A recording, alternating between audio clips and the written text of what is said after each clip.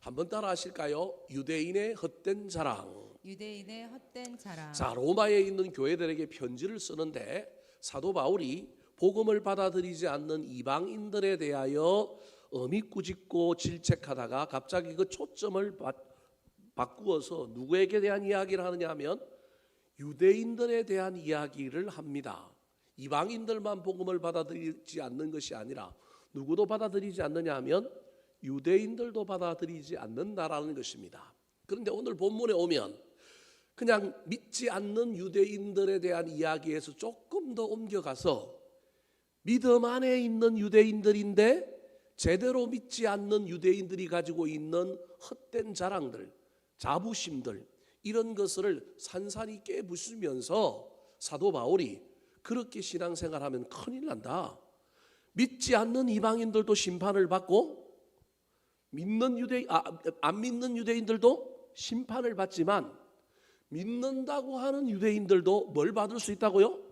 심판을 받을 수 있다. 너희들이 믿는다고 하는데 헛된 자랑들을 막 하고 있다라는 거예요.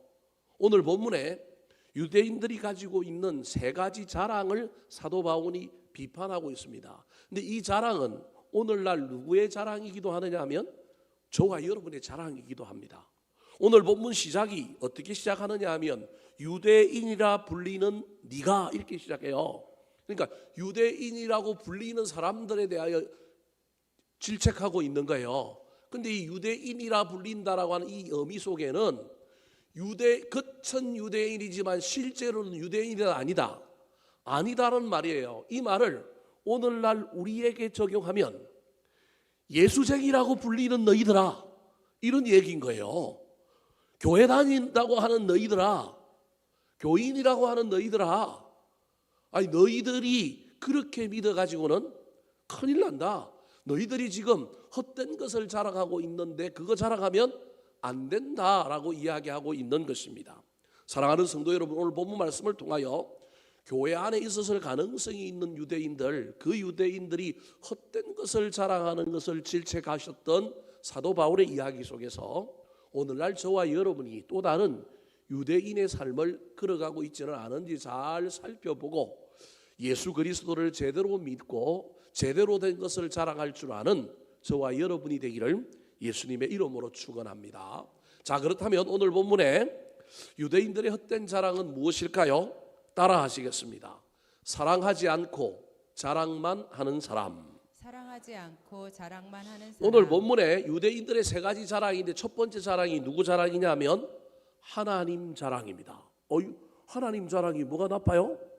하나님 자랑을 하고 있는 유대인들을 향하여 사도 바울이 뭐라고 하고 있습니다.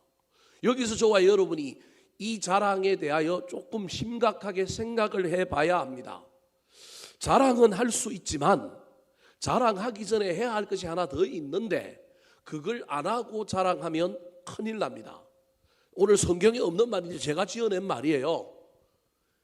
하나님은 자랑의 대상이 아니라 사랑의 대상이에요. 잘 기억하셔야 돼요. 우리는 언뜻 교회 자랑, 하나님 자랑, 목사님 자랑 이거 나쁘지 않다고 배웠어요. 말은 맞는데 저와 여러분이 좀 고민해 봐야 될 것이 있습니다. 자랑하는 것을 사랑하지 않고 자랑하지 않으면 자랑스럽지 않을 때는 어떻게 할까요? 버려버립니다. 우리 아들이 자랑스러운 일을 해서 내가 우리 아들을 자랑하면 요놈이 사고치고 오면 자랑하지 않고 어떻게 해버린다고요? 집 나가, 호적에서 파, 이럴 수 있다니까요. 그런데 사랑해서 자랑하면 자랑하던 것에 조금 문제가 생겨도 뭘 할 수 있어요? 계속 사랑함으로 자랑이 다시 나타나게 할 수 있다라는 거예요. 그래서 여러분, 성경이 나오는 말이 아니라 그냥 제가 지어낸 말입니다. 하나님은 자랑의 대상이 아니라 사랑의 대상이다. 잊어버리면 안 됩니다, 여러분. 자랑하지 말라는 얘기가 아니라 자랑은 해야 되는데 자랑 앞에 반드시 뭐가 있고 난 다음에 자랑을 해야 되느냐 하면 사랑을 하고 난 다음에 자랑을 해야 합니다.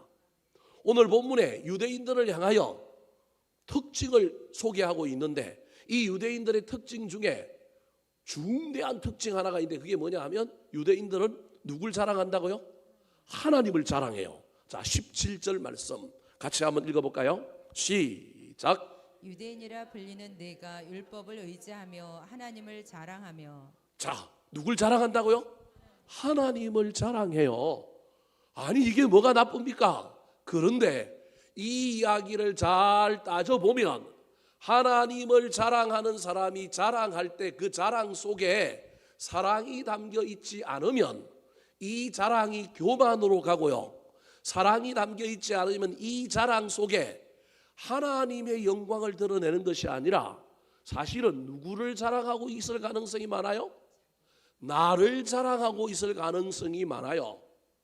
내가 비인격적으로 아는 유명한 사람이 있어요. 내가 그 사람 사랑하지 않아. 그런데 내가 그 사람하고 친하다고 자랑을 해요. 왜 자랑해요? 누구 자랑하려고?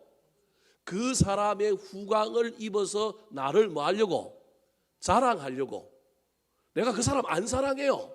안 사랑했는데 그 사람이 됐다 세상적으로 자랑스러운 사람이에요. 그래서 그 사람을 자랑하는데 알고 보면 그 사람 자랑하는 것이 아니라 그 사람하고 나하고 관련이 있다. 나 그 사람하고 친하다. 그래서 나도 그 사람만큼 유명한 사람이다. 나도 대단한 사람이다라고 하는 것을 이야기하려고 사랑이 없으니 그 사람을 뭐 하는 거예요? 자랑하는 거예요. 그러니까 자랑이 다 나쁜 건 아니에요. 진짜 그 사람을 이해하고 그 사람을 사랑하고 그 사람을 위하여 헌신하고 그 사람이 힘들어하면 같이 힘들어하고 그 사람이 아파하면 같이 아파하는 사람이 그 사람을 자랑해요. 이게 아무 문제가 없어요. 이런 자랑은. 근데 유대인들 중에 예수를 믿는 저와 여러분이 하나님을 자랑할 때, 교회를 자랑할 때 교회를 위하여 사랑은 없는 상태에서 뭐만 할 수 있다고요? 자랑만 하면 안 된다는 거예요. 교회 자랑하지 말라는 얘기가 아니라, 하나님 자랑하지 말라는 얘기가 아니라, 교회 자랑을 하는데 자랑의 목적이 뭐냐는 거예요. 하나님이냐 나냐는 거예요. 하나님 자랑을 하는데 하나님을 영광스럽게 하기 위하여 자랑하는 건지, 아니면 그 하나님과 나를 동급에 놓고, 아니면 그 하나님과 내가 좀 친하다고 놓고 나를 좀 높게 하려고 자랑하는 건지, 똑같은 자랑이지만 이 미묘한 차이 가운데 벌어질 엄청난 간격이 있다는 거예요. 본인은 이걸 잘 이해를 못해요. 왜냐하면 난 누굴 자랑하고 있으니까, 하나님을 자랑하고 있으니까. 그런데 내가 하나님만 자랑하고 있고 하나님을 사랑한 적이 없어. 그러면 나중에 이 자랑은 필연적으로 뭘로 갈 거냐 하면 나의 교만으로 가고 나의 자랑으로 가서 하나님이 목적이 아니라 하나님이 뭐가 될 가능성이 많으냐 하면 수단이 될 가능성이 많는 거예요. 오늘 본문에 이 유대인들이 하나님을 자랑한다고 했는데 하나님을 자랑하고 있는 것이 아닌 이유가 17절부터 21절에 보면 그들이 자기 스스로를 자랑하고 있는 자랑 중에 누굴 자랑하고 있느냐 하면 하나님을 자랑하고 있는 거예요. 몇 가지가 나오느냐 하면 7가지가 나와요. 17절부터 한번 살펴볼까요? 첫 번째, 유대인이라 불리는 네가 뭘 의지해요? 나 율법 의지해요. 18절에 가면 나는 율법의 교훈을 받아 하나님의 뜻을 알아요. 그 다음에 지극히 선한 것, 무엇이 옳고 그름을 나는 뭐예요? 분간해요. 나는 맹인의 길을 뭐하는 자예요? 인도하는 자예요. 나는 어둠에 있는 자들의 뭐예요? 빛이에요. 나는 율법에 있는 지식과 진리의 모범을 뭐하는 자예요? 가진 자예요. 어리석은 자의 뭐예요? 교사와 선생이에요. 이 7개. 하나님 자랑 하나 해놓고 자기 자랑 몇 개 하고 있는 거예요? 7개 하고 있는 거예요. 무슨 말씀이 이해되십니까? 그래서 오늘 본문에서 사도 바울이 이 유대인들을 향하여 너희들이 하나님 자랑하는데 실제로는 하나님 자랑하고 있는 게 아니라 누구 자랑하고 있다고요? 너 자랑하고 있다. 교회 자랑하고 있는데 교회 자랑하는 게 아니라 내가 이런 교회 다니고 있어. 이 자랑하고 있는 거예요. 그래서 여러분, 큰 교회 다니는 사람한테 너무 기죽지 말아요. 큰 교회 다니는 사람한테 네 교회 얼마나 사랑하고 헌신했냐고 한번 물어보고, 그 다음에 나는 우리 교회에 얼마나 헌신하고 나는 우리 교회를 얼마나 사랑하느냐를 생각해보고 난 다음에 자랑하세요. 그러면 여러분의 자랑이 그 큰 교회라고 막 우기고 자랑하는 사람보다 훨씬 클 수 있어요. 잘 기억하시기 바랍니다. 우리의 신앙생활에 자랑하지 말라는 얘기가 아니라 자랑하기 전에 뭐하고 자랑하자고요? 사랑하고 자랑하자. 사랑은 하지 않고 자랑만 하면 내 신앙이 지금 변해가고 있는 거예요. 내 신앙이 문제가 있는 거예요. 로마에 있는 교인들 중에 이방인들만 있었던 것이 아니라 일부 유대인들이 들어와 있었는데 이 유대인들 중에 사도 바울이 멀리서 보기에 딱 보면 아는 거예요. 아, 저 유대인들 중에 믿는 자들이라고 하는 사람들 중에 일부가 뭘 자랑하고 있다고요? 하나님 자랑하는데 사실은 하나님 자랑하면서 누구 자랑하고 있는 거예요? 자기들 자랑하면서 우리는 선민이다. 우리는 어릴 때부터 하나님 믿었다. 우리는 4대 5대 믿었다. 너희들은 이제 처음 교회 들어왔지? 그럼 누구 말 들어? 내 말 들어. 이러고 로마 교회 안에 있는 이방인들을 향하여 대도 않은 권위와 대도 않은 리더십을 발휘하고 있는 이 모습 보면서 사도 바울이 너희들 그 참 헛된 자랑이다. 그것도 잘못하면 분명히 믿음 안에 있고 믿음 안에 있어서 하나님을 자랑하는데 너희들 그거 변하여 나중에 하나님 앞에 뭘 받을 가능성이 있다고요? 심판받을 가능성이 있다. 너희들은 지금 모른다. 그게 하나님 자랑하는 줄 알고 있는데 알고 보면 누구 자랑하고 있느냐 하면 사람 자랑, 네 자랑하는 거다. 그것은 교만이다. 나중에 하나님을 액세서리로 그렇게 가고 있어서 문제다. 다시금 자랑하기 전에 무엇을 회복하라고요? 사랑을 회복하라. 그래서 여러분 사랑과 자랑이 함께 가는 저와 여러분 되기를 예수님의 이름으로 축원합니다. 두 번째, 유대인들의 헛된 자랑이 무엇일까요? 따라가시겠습니다. 자랑만 하고 순종하지 않는 사람.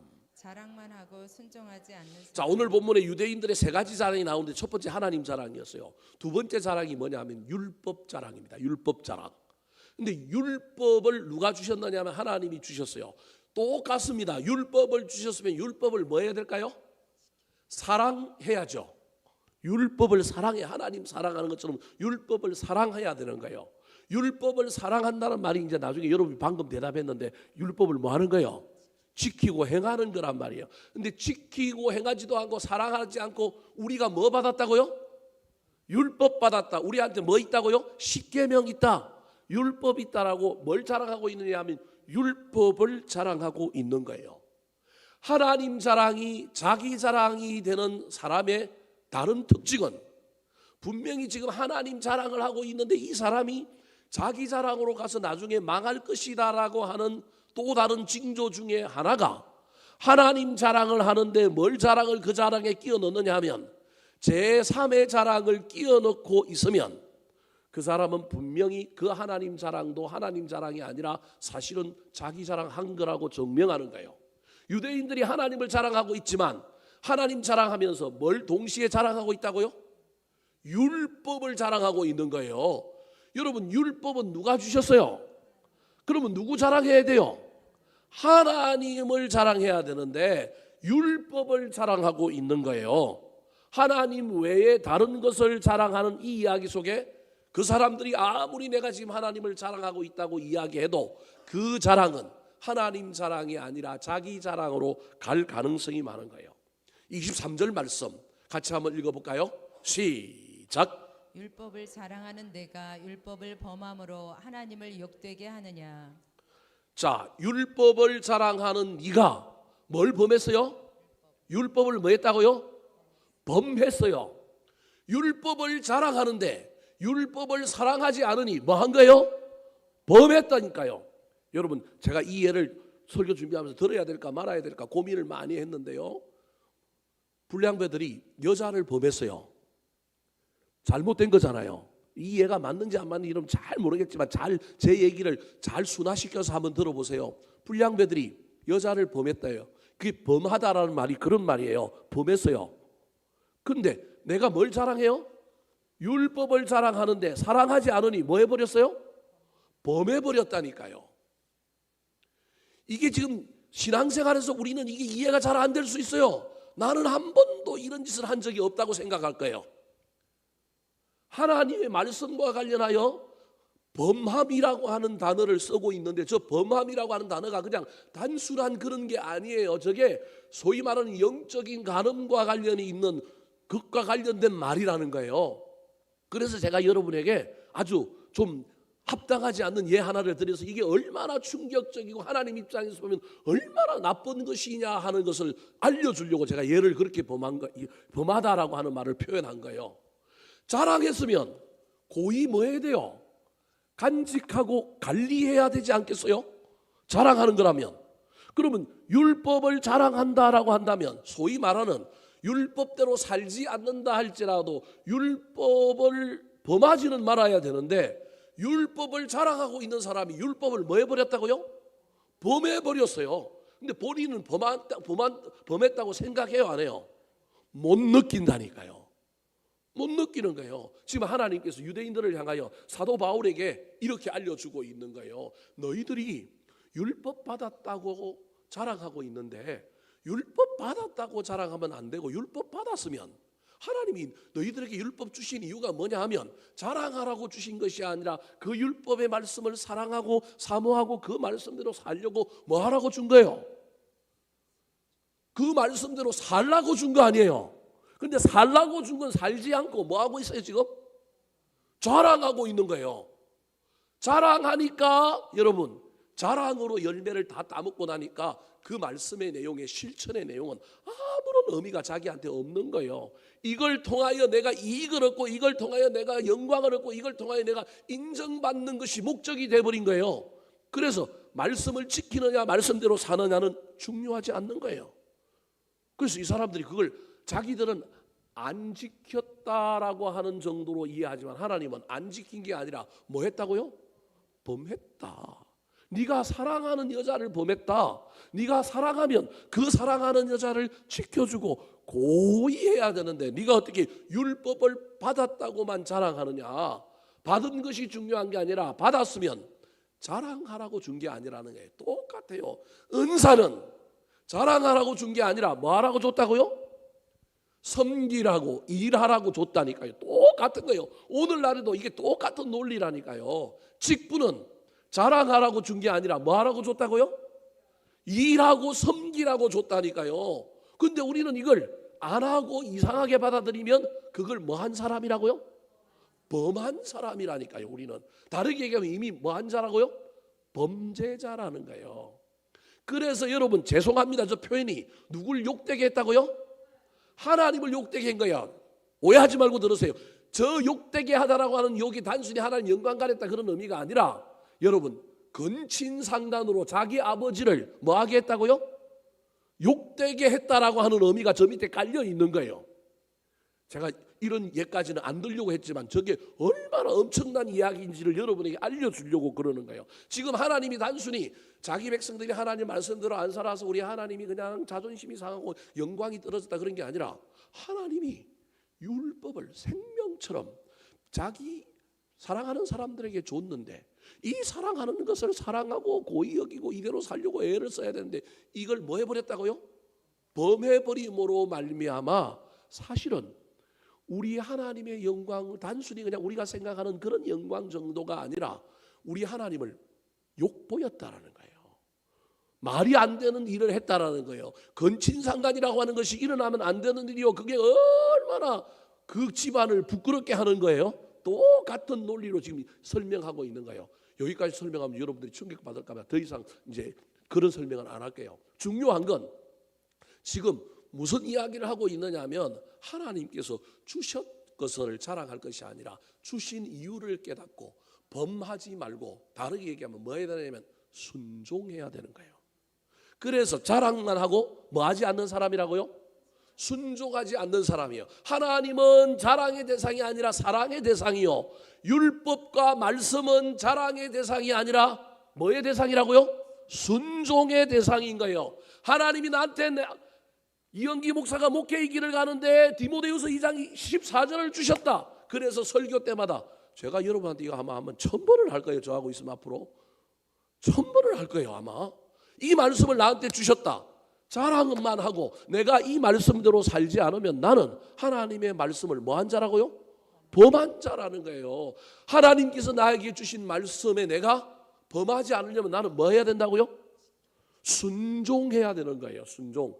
지키는 것을 다르게 얘기하면 순종. 이미 주어진 말씀을 뭐 해석하거나 뭐 그 말씀이 뜻이 뭐냐 이런 고민하지 말고 그 말씀대로 살려고 노력하고 순종하면 되는 겁니다. 주어진 목적은 자랑하라고 준 것도 아니고 주어진 것은 그걸 가지고 가르치라고도 준 게 아니라 살라고 주셨다라는 거예요. 그런데 율법 받은 걸 자랑할 뿐만 아니라 더 나아가서 유대인들은 자신들이 율법을 받았다고 선생 노릇하면서 다른 사람을 뭐 했어요? 가르쳤어요. 그러니까 사도 바울이 뭐라고 얘기해요? 21절 말씀 같이 읽어볼까요? 시작. 그러면 다른 사람을 가르치는 내가 내 자신은 가르치지 아니하느냐? 도둑질하지 말라 선포하는 내가 도둑질하느냐?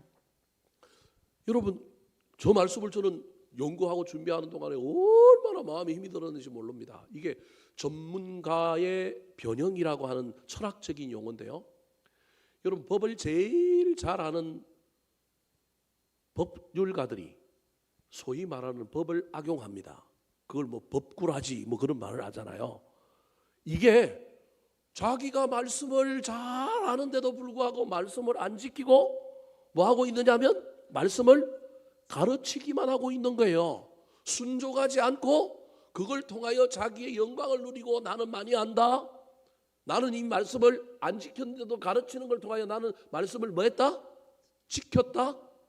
이제 저한테 대한 가장 이게 심각한 문제란 말이에요. 제가 여러분 앞에 제일 많이 말씀을 가르치잖아요. 물론 우리 인간은 여러분 연약하기 때문에 못 지킵니다. 못 지키지만 어쩔 수 없이 역할의 논리상 저한테 이 말씀을 주셨으니 제가 그럼에도 불구하고 여러분에게 가르치기 위하여 애를 씁니다. 그렇다고 해서 제가 100% 다는 못 지키는 걸 여러분도 이해하고 인정을 하셔야 됩니다. 그렇다고 해서 예를 들 같으면 50%도 안 되게 지키면서 설교할 수는 없지 않겠습니까? 그래도 51% 이상은 내가 살아보고 나한테 적용해보고 내 삶의 원리로 받아들이고는 해야 되지 않겠습니까? 점점 그 퍼센테이지가 높아져야 되지는 않겠습니까? 그런데 100%는 될 수가 없다. 그래서 어떤 분에게 저의 연약한 모습이 드러나서 아이고 저 인간은 치를 못 지키면서 말씀 전하네 그런 생각이 들더라도 조금 넓은 마음으로 이해해 주시면 좋을 것 같아요. 중요한 건 저 유대인들이나 우리 목회자들이나 가르침의 자리에 있는 사람들처럼 아예 살지도 않고 뭐만 하면 안 된다고요? 가르치기만 하면 안 된다. 범하지 말고 순종해야 되고 가르치는 자리에 있다 할지라도 살아보려고 어떻게 해야 된다고요? 애를 써야 되는 거예요. 근데 유대인들은 그게 없는 거예요. 머리로만 알아서 율법이 몇 개냐 613개다 하지 말아야 할 게 몇 개냐 365개다 해야 될 것이 몇 개냐 막 이런 것만 이야기하고 있는 거예요. 그게 아니라 몇 개를 했느냐가 중요한 게 아니라 몇 개를 아느냐가 중요한 게 아니라 내가 얼마나 말씀대로 살아보느냐. 다는 못 살아봐도 한 말씀이라도 내가 얼마나 진실하게 깊이 있게 그 말씀을 붙들고 실험해 보느냐. 이것이 중요하지 않겠습니까? 그 일을 안 하니 하나님이 욕됨을 당한 거예요. 그런데 이 욕됨이 하나님 스스로 하나님이 마음이 막 힘든 걸 넘어서서 이제는 더 나아가서 누구에게까지 손가락질을 받느냐 하면 이방인에게까지 손가락질을 받는 거예요. 아까 하나님이 욕을 얻어먹는다 할 때 그 이야기는 우리끼리 속에서 우리 하나님이 힘들어하는 것이지만 이번에는 하나님이 진짜 세상적으로 우리 때문에 여러분 영광이 가려지는 거예요. 자 24절 말씀 같이 한번 읽어볼까요? 시작. 기록된 바와 같이 하나님의 이름이 너희 때문에 이방인 중에서 모독을 받는도다.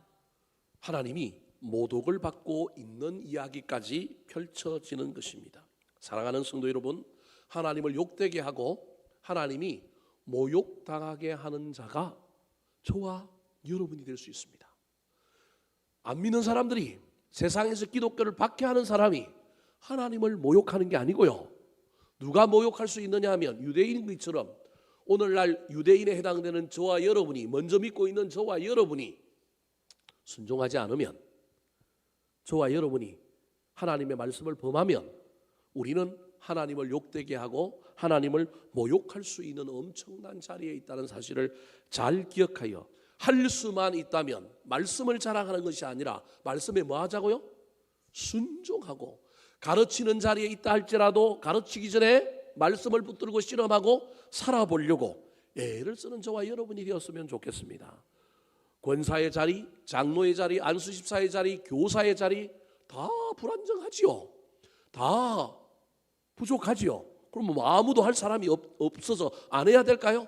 그 얘기가 아니라 가르치는 자리에 있다 할지라도 그 가르침의 자리에서 내가 먼저 살아보려고 애를 쓰고 내가 먼저 도전해보려고 애를 쓰는 가운데 못 살아본 건 못 살아본 대로 나누는 가운데 그래도 우리 같이 한번 살아보자. 나는 실패했는데 너는 살아봤으면 좋겠다. 이것이 옳은 하나님의 사람들의 태도임을 기억하여 저와 여러분은 헛된 자랑, 내가 무엇을 받았다고 자랑하지 말고 내가 막 계시를 받았다, 내가 뭐 은사를 받았다, 뭘 받았다 자랑하지 말고 할 수만 있다면 받은 목적에 부합하여 살아가는 저와 여러분 되기를 예수님의 이름으로 축원합니다. 마지막입니다. 유대인들의 헛된 자랑 무엇일까요? 따라하시겠습니다.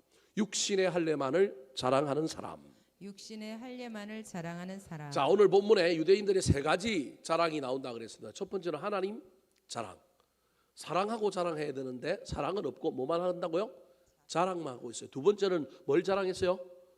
받은 걸 자랑했는데 뭘 받았다고 자랑했어요? 율법을 받았다고 자랑했어요. 여러분, 받은 걸 자랑할 것이 아니라 받은 것의 목적을 알고 그 목적대로 살아가야 되는 거예요. 그래서 율법을 받았으면 자랑할 것이 아니라 말씀에 뭐 해야 된다고요?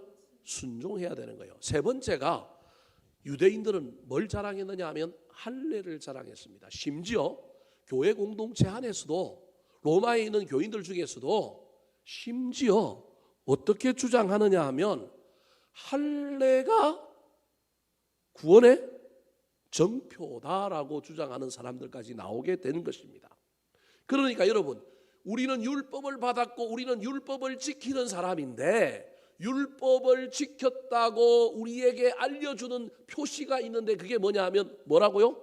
할례다.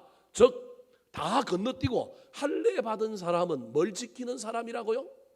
율법을 지키는 사람이다. 이 논리를 지금 주장하는 사람들이 누구냐면 유대인인 거예요. 다르게 얘기해 볼까요? 다르게 얘기해 볼까요? 우리는 하나님을 믿는 사람인데 믿는 사람은 주일만 지키면 뭐 받는다고요? 구원만 받는다. 아니, 맞는 말이지만 여러분, 이 이야기 속에 상당한 함정이 있다라는 거예요. 어떤 외적인 행위 하나를 가지고 우리의 모든 신앙을 다 뭉텅거릴 수가 없다라는 거예요. 근데 유대인들은 우리는 하나님의 성민으로 하나님을 자랑할 뿐만 아니라 하나님이 우리에게 뭘 주셨느냐 하면 율법을 주셨고 우리는 그 율법을 다 사실은 안 지키면서도 뭐 하는 자라고요? 지키는 자인데 그 지키는 자의 외적인 표시가 뭐라고요? 할례 받았다. 왜냐하면 이건 아주 어릴 때부터 한 행위이기 때문에 우리는 어릴 때부터 뭘 지킨 거예요?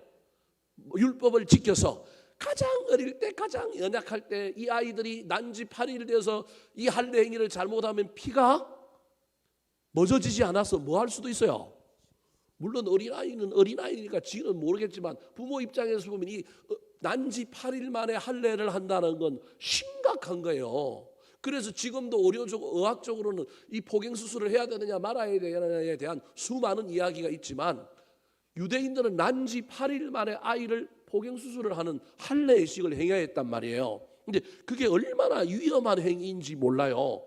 이 위험한 행위를 통하여 죽음을 무릅쓰고 이 일을 행함으로 말미암아 우리는 어릴 때부터 하나님의 말씀대로 사는 뭐라고요? 사람들이다.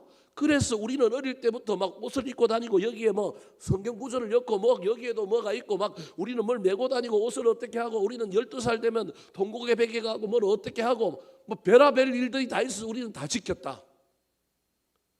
그래서 우리가 다 지켰다라고 하는 것의 가장 위대한 일이 뭐냐 하면 내가 나 자신을 결정할 수도 없을 그 어릴 때 나는 뭘 받았다고요? 할례를 받았다. 그거 하나만 봐도 나는 다 뭘 지킨 사람이다?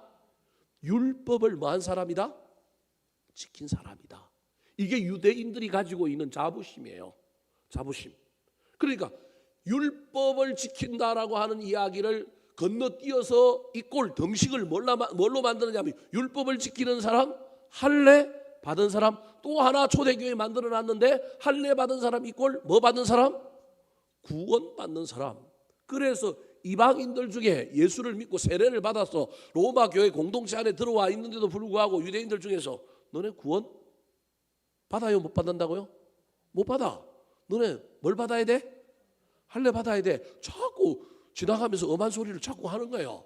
그러니까 이 이방인들이 자꾸 헷갈리고 진짜 할례를 받아야 돼 말아야 돼 막 이런 생각이 드는 거예요. 그런데 그 이야기를 하는 사람, 신실한 사람, 진짜 어려서부터 할례를 행하고 진짜 외적인 종교 행위로서의 율법의 조문을 지키는 것뿐만 아니라 그 율법의 조문을 지키는 그 마음의 태도가 올바른 사람들은 진짜 그런 얘기를 해요, 안 해요? 안 해요. 그런데 이 마음의 태도가 없는 사람, 그냥 행위로만 종교적인 어떤 행식만 가지고 있는 사람들은 지나가면서 사람의 마음을 뒤집어 놓는 거예요. 너네 그래 갖고는 구원 받아 못 받아? 못 받아? 너희들 큰일 났어. 뭘 받아야 돼? 할례를 받아야 돼 그러는 거예요. 그래서 지금 사도 바울이 로마 교회에 편지를 보내면서 할례에 대한 이야기를 하고 있는 거예요. 유대인들은 할례 자랑하는데 할례는 어떤 일에 대한 결단의 표지로 외적인, 내가 진심으로 살겠다라고 하는 외적인 표지이기 때문에 그 표지가 능력이 되고 그 표지가 뭔가 나타나려면 내적으로 뒷받침이 돼야 된다라는 거예요. 뒷받침이 되지 않는 건 필요가 없다라는 거예요.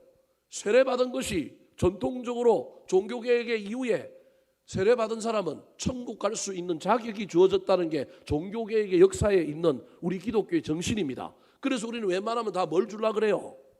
세례 줄라 그러잖아요. 그러면 천국에 가면 세례 안 받은 사람이 있을까요? 없을까요?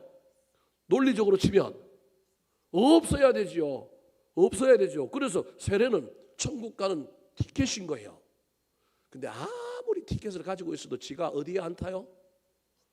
나는 구원 열차 올라타고서 할 때 기차표를 받았는데도 안 타면 천국에 들어가요? 안 들어가요? 못 들어가요. 난 표가 없어. 난 세례를 안 받았어. 근데 요즘 서울역에 가면 영문들이 표 옛날처럼 호집게처럼 뭘 갖고 구멍 뚫어주고 이런 일 했는데 요즘에 해요? 안 해요? 안 해요. 그럼 난 살짝 뭐 하면 돼요? 큰일 나요. 그러면 몇 배 물어야 돼요? 50배. 예. 50배 맞는지 몇 배인지 모르겠어요. 50배인가 물어야 되네. 요즘은 개찰구에서 그거 안 하니까 탈 수 있어요? 없어요? 탈 수 있어요. 저는 천국은 이런 곳이라고 생각해요. 여러분 이상합니까? 공명정대해야 돼요? 저는 천국은 이런 곳이라고 생각해요. 이런 재미가 있어야 천국이지. 이런 것도 있어야 은혜지. 안 그래요? 제가 이상한 목사예요? 일반적으로는 그게 맞을지 모르겠지만 하나님의 은혜의 관점에서 보면 세례 안 받은 사람도 천국에 있을 가능성이 있어요. 저는 심지어 목사들 중에 천국에 없을 가능성이 있고요. 저 또한 없으면 안 되기 때문에 저는 날마다 저를 들여다보고 난 천국 가야 되는데, 난 천국 가야 되는데. 우리 친구 엄마가 우리 친구 목사한테 너 뭐 잘 믿으라고 맨날요? 교회 가면 교회 담임 목사 출근하는데 아침마다 누구 잘 믿으라고요? 목사 엄마가 목사 보고 예수 잘 믿어라, 예수 잘 믿어라. 맨날 그 얘기를 한대요. 얼마나 싫었는지 모르는데요. 하나 예수 잘 믿고 있는데, 그런데 어머님 돌아가시고 나니까 그 말이 안 들리니까 정신이 번쩍 들더래요. 목사면 뭐예요? 뭘 잘 믿어야 돼요? 예수 잘 믿어야죠. 지가 아무리 세례를 100명을 줬다 치더라도 1000명을 줬다 치더라도 세례 1000명 줘놓고 자기는 어디 안 와 있을 가능성도 있어요? 천국 안 와 있을 가능성이 있어요. 칼빈 선생이 요한 예술내가 제 얘기 들으면 저를 잡아먹으려고 할 수도 있지만 그럼에도 불구하고 천국은 그런 곳이라는 거예요. 여러분 지금 무슨 얘기를 하려고 하느냐 하면 외적인 표지인 할례만을 주장하면 안 돼. 할례가 잘못됐다는 게 아니에요. 여러분 주일 성수가 잘못된 게 아니잖아요. 그런데 주일 성수만 하면 그 믿음 문제없고 그 믿음 구원받아요? 주일날 안 하고 뭐 하고만 가요? 졸다가만 가도 그 사람은 뭐 한 거예요? 주일 성수 했잖아요. 와가지고 설교는 안 들려오고 딴짓만 하고 갔어요. 그래도 그 사람은 주일날 뭐 한 거예요? 주일 성수 했잖아요. 율법의 관점에서 보면 했잖아요. 그럼 그 사람은 천국 가야 되잖아요. 제가 그 사람 천국 갔다 못 갔다 그 얘기하는 게 아니라 외적인 표지에 걸맞는 내적인 것이 함께 어우러지 않는 것은 기독교 신앙이다 아니다?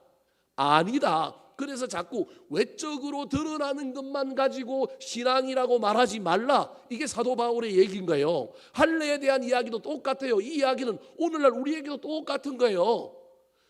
주일날 얼마나 봉사를 잘하느냐, 얼마나 찬양팀이 찬양을 잘하느냐, 얼마나 앞에서 빵긋빵긋 웃으면서 봉사를 열심히 하느냐, 주일날 얼마나 교사를 열심히 하느냐, 사람의 관점하고는 상관이 없어요. 마음에 어떤 마음이고 그 마음 속에 그 일을 함에 있어서 우리 하나님은 다 아시는데 그 사람의 신앙의 내적인 것이 어떻게 합해졌느냐, 이게 훨씬 더 중요하다라는 거예요. 그래서 아까 읽었어요. 25절? 안 읽었죠? 자, 25절 한번 읽어볼까요? 시작. 내가 율법을 행하면 할례가 유익하나 만일 율법을 범하면 내 할례는 무할례가 되느니라. 뭐라고 얘기하냐면 이 주장하는 할례 지상주의, 할례를 최대로 강조하는 이 유대인들을 향하여 네가 율법을 행하면, 저걸 오늘 신약의 용어로 이야기하면 말씀대로 살면, 말씀대로 열심히 네가 신앙생활하면 너의 할례 외적인 표지는 뭐하다고요? 유익한 거예요. 그러나 만일 네가 율법을 범하면 아무리 할례를 받아 할지라도 너의 할례는 무슨 할례라고요? 무할례다. 하나님이 보시기에 육신의 표가 있느냐 없느냐가 중요한 게 아니고 하나님은 딴 걸로 보는데 딱 보면 저게 할례인지 무할례인지 안다라는 거예요. 그래서 29절 말씀 같이 한번 읽어볼까요? 29절 시작. 오직 이면적 유대인이 유대인이며 할례는 마음에 할지니 영에 있고 율법 조문에 있지 아니한 것이라. 그 칭찬이 사람에게서가 아니요 다만 하나님에게서니라. 이면이 뭐예요? 이면. 요게 전면이고 뒤에 있는 게 뭐예요? 이면이에요. 할례는 우리 육신에다가 해놨으니까 전면에 있는 거예요. 근데 지금 이면적인 유대인이 진짜 유대인이라는 거예요. 무슨 말이냐 하면 이 뒤에 뭐가 있느냐가 진짜 유대인인지 안 유대인인지 결정한다라는 거예요. 다르게 얘기하면 우리 마음속에, 우리 영혼 속에 무엇이 있느냐가 우리의 신앙됨을 결정한다라는 거예요. 주일을 지켰느냐, 봉사를 했느냐, 헌금을 하느냐, 이게 아무런 의미가 없다는 얘기가 아니라 이것만으로는 아니라는 거예요. 이것만으로는 완벽하지가 않다라는 거예요. 그건 표면적인 유대인이라는 거예요. 근데 진짜 유대인은 표면적인 유대인이 아니라 이면적인 유대인이 진짜 유대인이라는 거예요. 그래서 할례는 육신에 할 게 아니라 어디에 해야 된다고요? 마음에 할 거라는 거예요. 마음에. 그래야만이 진짜다. 왜냐하면 칭찬은 사람에게서 오는 것이 아니라 누구에게서 온다고요? 하나님에게서 오는 건데 육체적인 할례 받음으로 칭찬은 사람에게 받을 수 있지만 마음의 할례 받은 것은 누구로부터 칭찬을 받을 수 있느냐 하면 하나님. 왜냐하면 하나님은 우리 중심을 보시는 분이기 때문에 그렇다라는 거예요. 그래서 그 지금 유대인들을 향하여 너희들이 할례를 자랑하는데 저 겉으로 드러난 어떤 종교적인 행위 어떤 것에 자랑하는데 그게 필요 없으니 그걸 버리라는 얘기가 아니라 거기에다가 뭘 보태라고요? 마음을 보태라. 너희의 신심을 보태라. 너희의 신실함을 보태라는 거예요. 그걸 마음의 할례라는 거예요. 네가 마음의 할례를 받아서 마음을 보태면 된다. 그래서 표면적인 유대인만 유대인이 아니고 이면적인 유대인이 표면에 붙을 때 진짜 유대인이라는 거예요. 여러분 그래서 오해하면 안 돼요. 이게 할례, 주일 성수, 헌금, 그 다음에 봉사 이게 틀렸다는 얘기가 아니에요. 요것도 없이 나는 집에 가만 앉아서 내 마음으로 하나님께 뭐 했다고요? 예배 드렸대. 마음으로 예배 드렸대요. 무교회주의자들 중에 그런 사람들이 들어있어요. 나는 교회는 안 나갔는데 내가 탁 집에 앉아갖고 가부좌를 들고 앉아있는 동안에 내 마음이 어디를 갔다 왔다고요? 교회를 갔다 왔어요. 나는 뭘 드렸다고요? 그래도 이 정도 되는 사람은 괜찮은 사람이에요. 그래도 가부좌를 틀고 앉아갖고 시간과 뭘 좀 구별해서 그래도 예배라고 하는 시간 속에 제가 보기엔 1시간 이상 못 앉아 있을 텐데 여하튼 뭐 앉아 있었다고 칩시다. 그러면 그 사람은 그래도 괜찮은 사람이라니까요. 근데 그것도 아니고 잠시 잠깐 내가 그냥 내 마음이 시공간을 초월하여 요 교회 와서 있었다고. 우리 하나님은 그런 걸 인정하지 않는 거예요. 우리는 저와 여러분이 인간이잖아요. 인간은 영과 육이 혼합되어 있는 존재잖아요. 우리가 드리는 예배는 그래서 영과 진리로 드리는 예배잖아요. 그 이야기 속에 저와 여러분 반드시 알아야 될 게 표면적인 할례, 표면적인 유대인에 뭐도 같이 붙어야 되느냐 하면 이면적인 유대인이 같이 붙어야 진짜 유대인이라는 거예요. 저와 여러분이 너무 이면만 홀리한 것만 강조하지 말고 너무 육신적이고 너무 종교적인 어떤 형식과 우리 눈에 보이는 것만 강조하면 안 되고 이 두 개가 반드시 뭐 해야 되느냐 합쳐져야 되는 거예요. 그래서 이 일이 어려운 거예요. 우리 인간이 따로 놀기 때문에 어떤 때는 내 컨디션에 따라 내 영적인 상태에 따라 몸은 와 있는데 뭐는 안 와 있을 가능성이 있어요. 마음은 안 와 있을 가능성이 있는 거예요. 아이고 제가 뭐 여러분에게 뭐 365일 다 그래라 그러면 여러분 얼마나 힘들겠어요. 그러면 그런 사람은 제가 늘 이야기하잖아요. 에녹처럼 하나님이 더 이상 이 땅에 있게 한다고요, 못하게 한다고요. 천국에 들어가고 아마 없게 할 거예요. 우리 인간은 연약해서 이 두 개가 늘 붙어 다닐 수는 없어요. 그런데 날마다 이걸 의식하느냐 하지 않느냐. 야 오늘 내 육신이 피곤해 죽겠는데 내가 오늘 안 가고 싶은데 내가 억지로 왔네. 이왕 온 거 내가 열심을 다해보자. 오늘 왔는데 내가 오늘 막 신심을 가지고 내가 오늘 막 예배 제대로 들어보려고 왔는데 오늘 목사님이 삐딱하게 나한테 괜히 하사를 쏘고 나한테 이상하게 하네. 에이씨 그러면서 예배를 이상하게 드려버리면 이게 합치가 안 된다니까요. 중요한 건 이건 누구만 아느냐 하면 하나님과 나만은 압니다. 나도 압니다. 모를 가능성이 있긴 하지만 그래도 대체로 지금 나의 영적인 상태는 누가 아느냐 하면 나는 압니다. 내가 지금 예배를 형식적으로 드리고 있는지 내가 지금 하나님 앞에 내가 지금 형식적으로 와 있는지 예수 믿는 사람들 중에서도요 말이 분열이 돼 있고 정신이 분열이 돼 있어서 행동과 말이 왔다 갔다 하고요. 그런 사람들이 얼마나 말이 있는지 몰라요. 하나님 살아있는 걸 모르고 그냥 사람 앞에서는 이 말하고 또 다르게 이야기하고 막 가만 보면 이게 막 분열이 돼가고 왔다 갔다 하는 사람들이 얼마나 많은지 몰라요. 하나님 위에서 자기가 놀고 있어요. 근데 그걸 하나님이 바라보고 혀를 쩌쩌차고 있는데도 그걸 모르고 자기는 막 하나님 위에서 놀아서 여기 가서 이 말하고 저기 가서 이 말하고 이러고 산다니까요. 이게 우리 인간이에요. 그래서 가능하면 이 마음과 저와 여러분의 이 외면의 삶을 어떻게 하면 합체할 거냐. 그래서 내가 어떤 외적인 종교적인 행위, 열심 그것으로 이루어온 업적들을 자랑하면 다 우리는 뭘 자랑하는 거예요? 할례를 자랑하는 거예요. 근데 그게 아니라 이런 자랑은 할 수 있어요. 내가 이게 합쳐져 가지고 하나님께 나아가는데 하나님께 나한테 큰 은혜를 주셨어. 내가 깨어지는 경험을 했어. 내가 놀라운 경험을 했어. 이런 자랑은 해도 됩니다. 무슨 말씀이 이해되십니까? 이게 합쳐지지 않았는데 요 하나만 갖고 자랑을 하고 있는 건 자랑하지 말라는 거예요. 지금 유대인들이 할례를 가지고 자랑하고 있는 거예요. 하나님 사랑도 안 하고 하나님 자랑하고 있고요. 받은 이유도 모르고요. 받았다고 뭐 하고 있어요? 자랑하고 있는 거예요. 받은 이유를 갖고 그 받은 이유대로 살아야 되는데 살고 난 다음에 자랑을 해야 되는데 자랑을 안 해야 된다. 제가 그 얘기하는 게 아닙니다. 자랑할 수 있어요. 사도 바울이 어디 안에서 자랑하라고 했어요? 주 안에서. 살아가고 자랑하면 어디서 자랑한 거예요? 주 안에서 하는 거예요. 받은 이유를 깨닫고 살고 자랑하면 어디서 자랑하는 거예요? 주 안에서 자랑하는 거예요. 표면적인 할례만 자랑하는 것이 아니라 거기에 이면을 보태서 감동을 받고 은혜를 받고 난 다음에 그것을 자랑하는 건 그건 자랑이 아니라 나눔이에요. 그건 간증이에요. 그건 할 수 있다니까요. 그런데 그건 쏙 없고 내가 사람에게 영광을 누리려고 내가 사람에게 인정받으려고 높임 받으려고 내가 표면적인 것만 가지고 육신의 할례만 갖고 뭐 하고 있다고요? 자랑만 하고 있는 거예요.